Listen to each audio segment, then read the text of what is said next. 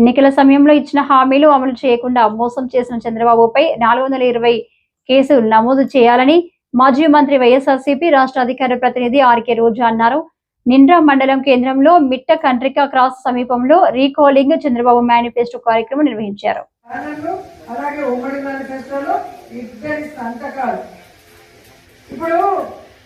సంతకం పెట్టి మోసం చేస్తే ఏమంటారు? చీటర్ అంటారు. చీటింగ్ కేసు పెట్టాలి, 420 కేసు. మరి చంద్రబాబు నాయుడు మీద, పవన్ కళ్యాణ్ మీద ఈ 420 కేసు పెట్టాలా వద్దా? ఖచ్చితంగా పెట్టారు కదా. ఎందుకంటే ఈ రాష్ట్రంలో మహిళల్ని మోసం చేశారు, రైతుల్ని మోసం చేశారు, నిరుద్యోగుల్ని మోసం చేశారు, ఆఖరికి చదువుకుంటున్న చిన్న పిల్లల్ని కూడా ఎలా మోసం చేశారో మీరందరూ కళ్ళారా చూశారు. ఆ రోజు ఏం చెప్పారు? ప్రతి ఒక్కరికి ఆడబిడ్డ నిధి 1500, 18 ఏళ్ళు దాటిన వాళ్ళకి 60 ఏళ్ళు లోపల ఉన్న ప్రతి ఆడబిడ్డకి ఆడబిడ్డ నిధి కింద 1500 నెలకిస్తాము, సంవత్సరానికి 18,000 ఇస్తాము అన్నారు. మరి ఇప్పుడు అంటే ఎన్ని నెలలు అయింది? 13 నెలలు అయింది. మన రాష్ట్రంలో 2,70,00,000 మంది ఈ ఆడబిడ్డ నిధికి అర్హులు.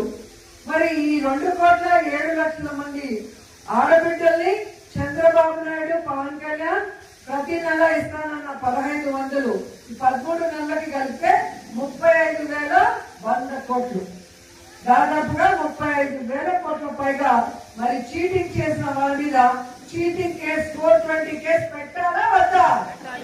పెట్టాలి కదా. మరి ఈ రోజు సిగ్గు లేకుండా ఒక అడ్డదిడ్డంగా పెరిగిన అచ్చెన్నాయుడు అంటాడు, ఈ ఆడబిడ్డ నిధి ఇవ్వాలంటే ఆంధ్రప్రదేశ్ అమ్మేయాలంట. మరి ఇన్నిసార్లు మంత్రిగా చేసిన నీకు, ఇన్నిసార్లు ముఖ్యమంత్రి చేసిన చంద్రబాబు నాయుడికి మరి ఇది ఇచ్చేటప్పుడు తెలీదా మేనిఫెస్టోలో ఇది మనం చేయగలమా లేదని? అంటే ప్రజల్ని మోసం చేయాలి, ప్రజల్ని చీటింగ్ చేయాలి, మనం అధికారంలోకి రావాలి కాబట్టి ఏదైనా చెప్పచ్చు అన్న ఒక్క దొంగ ఆలోచనతోనే ఈ మేనిఫెస్టోని మీరు ఇచ్చారని అడుగుతున్నాను. ఏమంటే మొదటిసారి ముఖ్యమంత్రి అయినా, మొదటిసారి మంత్రి అయితే పాపం తెలియదులే అనుకోవచ్చు. కానీ ఆల్రెడీ చంద్రబాబు నాయుడు 3 సార్లు ముఖ్యమంత్రిగా ఈ రాష్ట్రాన్ని వెళ్ళాడు. కంబైన్ స్టేట్ వెళ్ళాడు, సెపరేట్ అయ్యాక వెళ్ళాడు. రాష్ట్ర బడ్జెట్ అంటుంది, రాష్ట్ర అప్పు ఏంటి, రాష్ట్ర ఖజానాలో ఏముంది, మనం చెప్పింది చేయగలమా లేదా అన్న ఆలోచన ఉండాలి కదా.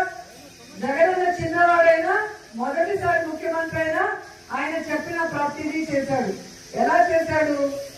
ఆయనే సంపద సృష్టించుకున్నారు, ఆయనే ప్రజలకు ఇచ్చిన మాటను నెరవేర్చుకోవాలన్న చిత్తశుద్ధితో చేశాడు. చంద్రబాబు నాయుడు దిగిపోయే రోజుకి ఖజానాలో ఎంతుంది? 100 కోట్లు కూడా లేదు.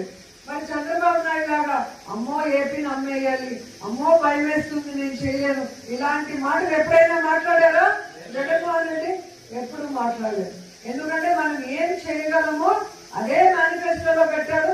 పెట్టిన దాన్ని కరోనా వచ్చి రాష్ట్రానికి ఇన్కమ్ లేకపోయినా ఎవ్వరు జీతం ఆపలేదు, ఎవ్వరు వెల్ఫేర్ స్కీమ్ ఆపలేదు, ఏ డెవలప్మెంట్ ఆపలేదు. అది నాయకుడు అంటే.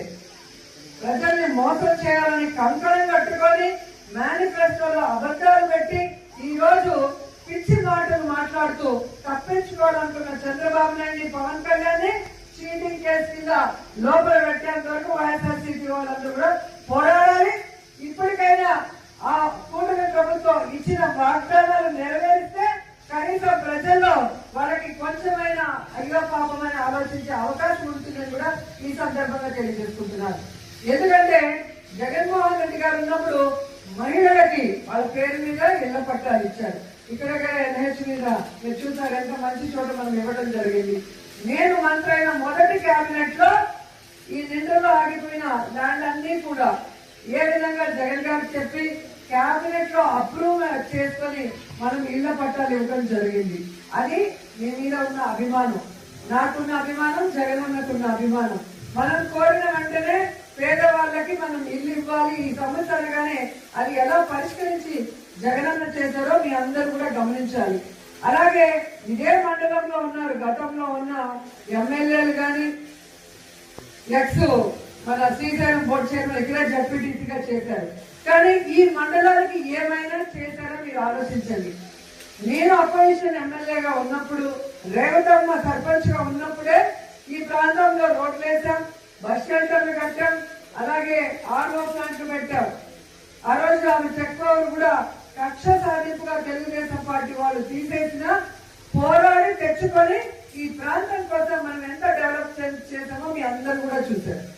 అలాగే ఈరోజు మన అధికారం వచ్చాక వారింటికి నేను భోజనానికి వెళ్ళినప్పుడు ఆ ప్రాంతంలో టెంపుల్ది శిథిలావస్థలో మొత్తం మట్టి దిబ్బగా ఉంటే ఏంటి అని అడిగినప్పుడు ఈ ప్రాంతానికి ఒక ఇంపార్టెన్స్ ఉంది, ఒక వెంకటేశ్వర స్వామి టెంపుల్ ఉండేది, ఆ విగ్రహాలన్నీ ఇప్పుడు చెన్నైలో మ్యూజియం లో ఉన్నాయి, ఇక్కడ టెంపుల్ ఉంటే ఊరు బాగుంటుంది, రోజు నిత్యం దీపం వెలిగించే ఒక టెంపుల్ ఉండాలి అని చెప్పి కోరినప్పుడు మనం ఏ విధంగా టీటీడీలో మరి అప్పుడున్న సుబ్బారెడ్డి గారిని కానీ ఆ తర్వాత కరుణాకర్ రెడ్డి గారిని కానీ మాట్లాడి ఫండ్స్ తీసుకొచ్చి ఆ టెంపుల్ ని కట్టించడం మనం చూసాం.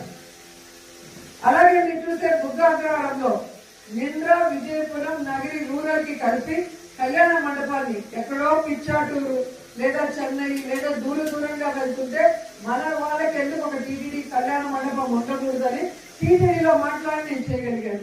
అంటే నేను మొదటిసారి మంత్రి అయ్యాను, మొదటిసారి నేను అధికారంలో ఉన్నా కూడా ఈ ప్రాంతం వాళ్ళు కోరిన దాన్ని ఎలా చేయాలి అని సీనియర్లతో మాట్లాడుకొని ఆ విధంగా నేను అడుగులు వేశాను.